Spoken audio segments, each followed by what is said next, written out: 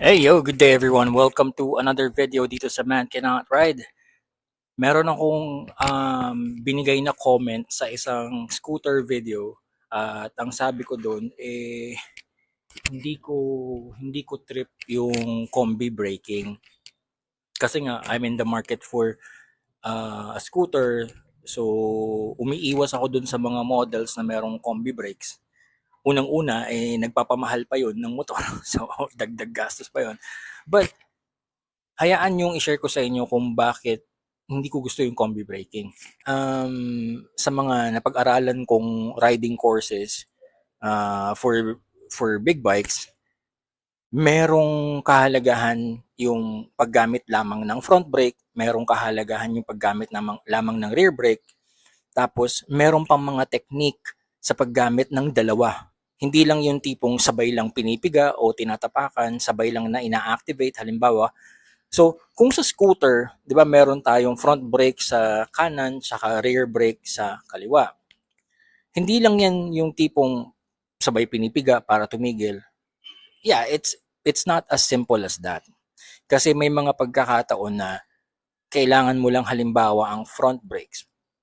Yun nga lang, disclaimer lang is itong masasabi ko is based from my experience sa isang big bike. Okay? Not with a scooter. So, pwedeng pakaiba yung pakiramdam sa scooter. I don't know. So, sa big bike, I use the front brakes. That's for slowing down and this is for slowing down, for stopping power, and for cornering. Believe it or not, for cornering. Yes, kasi yung trail braking na tinatawag, yung technique o yung riding skill na trail braking.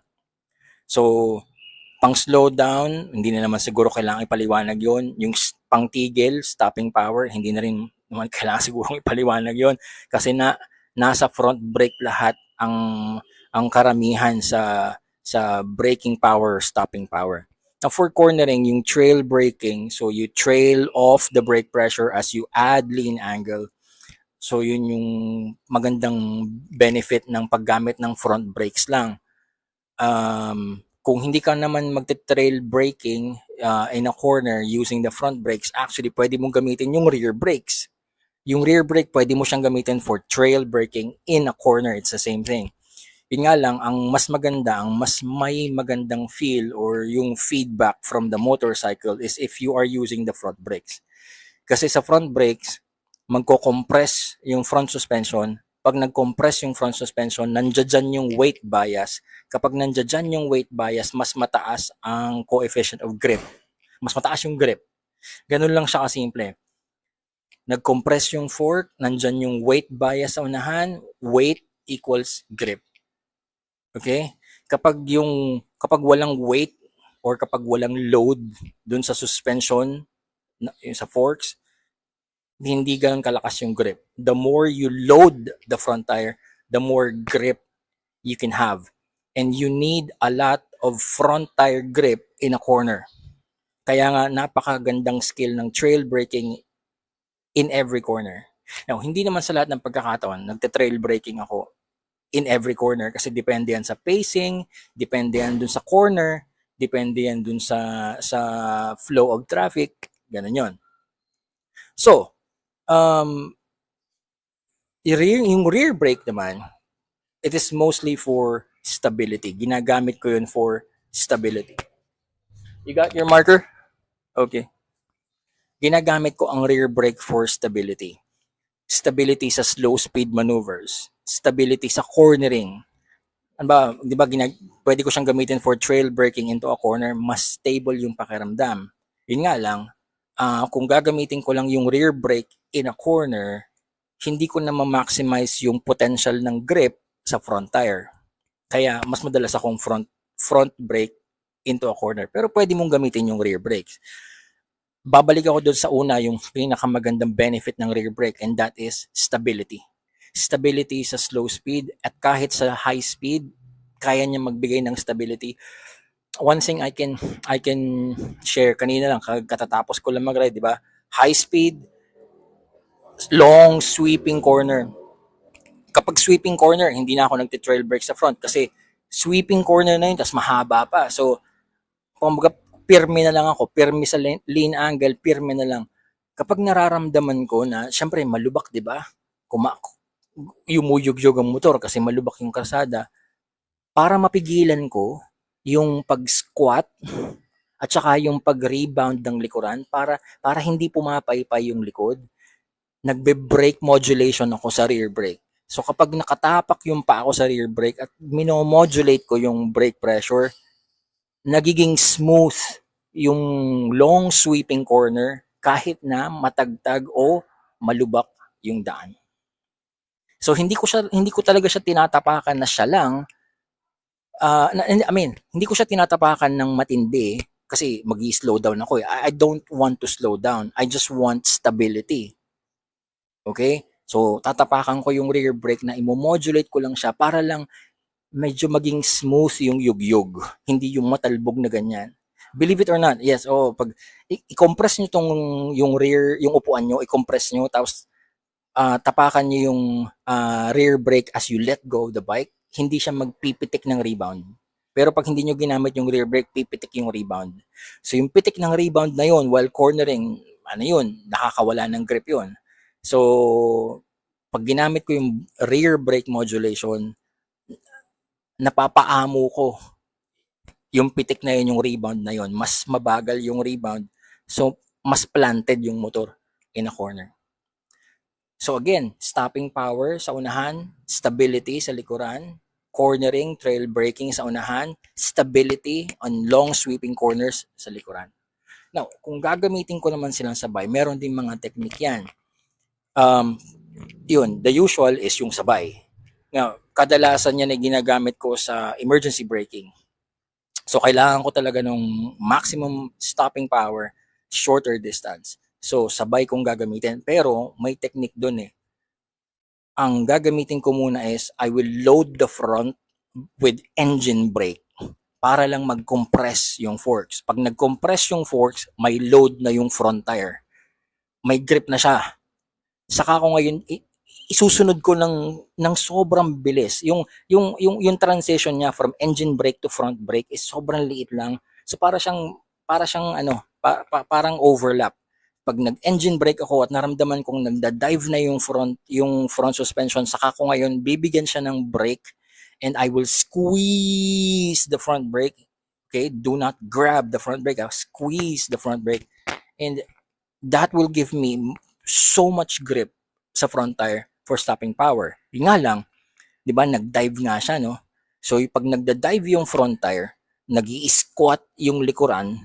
So yung squatting motion na yon, pwede yung maging source ng instability, brake, 'di ba? Emergency braking. So ang gagawin ko is pag nag-load na yung front tire, nag-compress na yung fork dahil sa engine braking, pag nagsimula akong pumiga sa front brakes, tapos magda-dive pa siya, titimplahin ko yung rebound ng likuran using the rear brake. So, I will tap the rear brake. Okay, habang nakapiga yung front brake, tinatap ko yung rear brake. Siguro mga twice or 3 times. Okay lang yun. 1, 2, 3. Para lang yung initial squat at initial dive ay maging swabe. Ang mangyayari nun, yung parehong unahan at likuran, kapag napaamo ko yung squat tsaka yung rebound, ang mangyayari niyan, magsesettle pareho sila, lulubog pareho yon. Pag lubog nun parehong may load yung front tsaka yung rear. Pag loaded yung front tsaka rear, mas mataas ang grip. Pag mas mataas ang grip, I can stop in a shorter distance. Pero yung pressure ko is kalkulado, hindi yung bigla-bigla. So hindi ako nag-aaksaya ng efficiency sa pressure, hindi ako nagpapanik, hindi ako natutuliro. Napapagana ko ng maayos yung emergency braking ko by maximizing the grip. And that is by tinitimpla ko yung load to sa front and rear. And that is by using the front brakes and the rear brakes together, pero merong technique, merong process, merong proper way. So, okay, going back to combi braking. Siguro naman napansin nyo, sa diniscuss kong yon, di ba, mas gusto ko na ako, as the rider, ako yung may control kung anong gagamitin kong brakes, kung paano ko siya gagamitin, kung ilang percent, di ba? Bias ba ako sa front? Bias ba ako sa rear? Sabay lang ba? Pantay lang ba? Front lang ba? Rear lang ba? Sa combi braking, hindi mo yun magagawa. Kasi yung motor na nag-iisip para sa'yo, nakaset na yun. The thing is, with scooters, nakaset lang yun ng 70-30. 70% front, 30% rear. Pagpiga mo ng ng brake lever, meron pang scooter na kapag piniga mo ang front brake lever, mas bias dun sa front yung braking power. Pag piniga mo yung rear brake lever, mas bias sa rear yung braking power. Yun, siguro mas maganda yun. At least meron kang control, meron kang weight, meron kang bias, brake bias na pwedeng paglaruan. Pero yung katulad, let's say, sa mga combi brakes ng Honda or ng Yamaha, na mechanical lang naman ng linkage nun, hindi naman yun electronic eh, mechanical lang naman yun eh, may mechanism lang yun. Kumbaga parang pinigama, hihilahin rin yun. Ganun lang naman yun eh. Hindi mo makokontrol, hindi mo mayu-utilize yung potential ng brake systems mo to maximize your grip kung ang combi brakes mo ay nakaset lang ng ganun lang. From the factory, may mechanism lang na 70-30 or 60-40 or whatnot, kung ano man. Kumbaga wala kang control, wala ka ng choice. Yun na yung meron ka. Diba? So sabi ko dun sa scooter video, mas maganda sana yung combi braking pwedeng i-turn off o pwedeng i-disable. Mas okay, sige, kung may combi brakes, sige, pwede akong pumayag na may combi brakes, babayad na ako ng extra para doon sa combi brakes, pero sana merong paraan para i-disable. Para at least meron akong choice. As a consumer, meron akong choice kung anong gusto kong mangyari sa motor ko. Yun yung point ko doon kung bakit sabi ko, hindi ko gusto ang combi brakes sa scooters. Again, sabi ko kanina dahil nagpapamahal lang yun ang unit. And pangalawa, dahil nawawalan ako ng options, nawawalan ako ng control over my own skill, over my own riding. Yun nga lang, sabi sa akin nung isa kong nakausap, huwag kang masyadong mag-expect. Scooter lang yan. Pang point A, point B lang yan. Hindi naman yan performance motorcycle. So, hindi mo yan ira-ride na parang performance-oriented. Sabi niya ganun. Which is tama naman. Tama nga naman yun. Ang isang scooter is a mode of transportation na going from point A to point B. Diba? Hindi mo naman siya i-expect talaga na magte-trail braking ka in a corner, magbe-brake modulation ka kasi pipihit yung, diba? Unless isa-set up yung scooter for competitive riding. Nga lang napaisip ako eh. Ba't yung mga tao sa Marilaki, di ba, mga 90% puro scooters yun. Akala nila yung scooters nila is pang MotoGP. Anyway, I will see you on the next video. This is a Man Cannot Ride. Thank you so much.